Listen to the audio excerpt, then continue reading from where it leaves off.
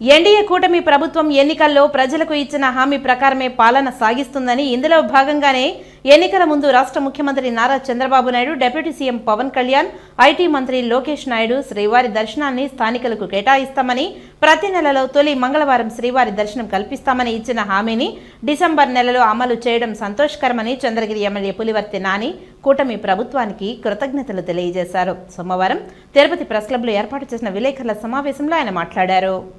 మీరు చూసుంటారు 2014 నుంచి 19కి ఆ రోజు స్థానికులకి ఏ విధంగా తిరుమల దర్శనాన్ని ఆ రోజు తిరుపతి నియోజకవర్గానికి ఇచ్చారు. దాని తర్వాత 2019 నుంచి 23 ఎన్నింగ్ వరకు కూడా స్థానికులకు దర్శనం ఇవ్వలేనిది వైసీపీ ప్రభుత్వం. ఆ రోజున్న స్థానిక ఎమ్మెల్యేలు ఇట్లా తిరుపతి కానీ చంద్రగిరి నియోజకవర్గం కానీ పక్కన ఉన్నటువంటి నియోజకవర్గాలు కూడా. కానీ ఈరోజు ఎలక్షన్ రోజు మన జనసేన అధినేత పవన్ కళ్యాణ్ గారు, మా పెద్ద ఆయన ముఖ్యమంత్రి అయినటువంటి నారా చంద్రబాబు నాయుడు గారు తిరుపతిలో గెలిచినాక స్థానికులకు కంపల్సరీ మేము దర్శన ఇచ్చే బాధ్యత తీసుకుంటామని చెప్పారు. దానిలో భాగం కూడా మొన్న టీడీడీ పాలక మండలిలో పెట్టి చర్చించి దానిపై నిర్ణయం తీసుకున్నారు. ఈ రోజు ఆ నిర్ణయాన్ని అమలు పరుస్తూ చేశారు. దీనిలో భాగంగా ఆనాడు పాలించినటువంటి శ్రీకృష్ణ దేవరాయలు ఆయన తిరుమల కొండపైన నైవేద్యం పెట్టిన తర్వాత గంట మోగితేనే కోటలో భోజనం చేసేవాడని ఒక ఇది ఉంది వినికిడి.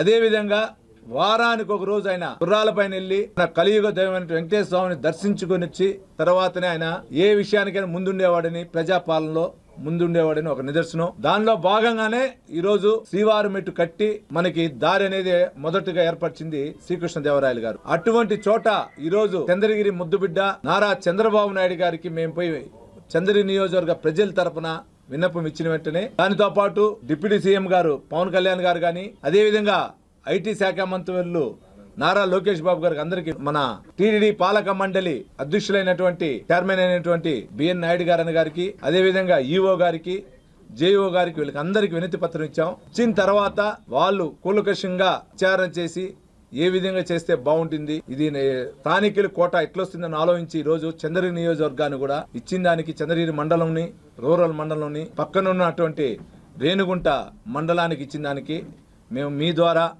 మా పెద్ద ఆయనకి, డిప్యూటీ సీఎం గారికి, నారా లోకేష్ గారికి, పాలక మండలి చైర్మన్ గారికి, జేఓలకి, అధికారులకి, అనధికారులు అందరికి కూడా మీ ద్వారా కూడా ముఖ్యంగా దీని వెనకాలండి నడిపించే మీడియా సోదరులందరికీ కూడా ప్రతి ఒక్కరి పేరు పేరున కృతజ్ఞతలు తెలియజేసుకుంటాం.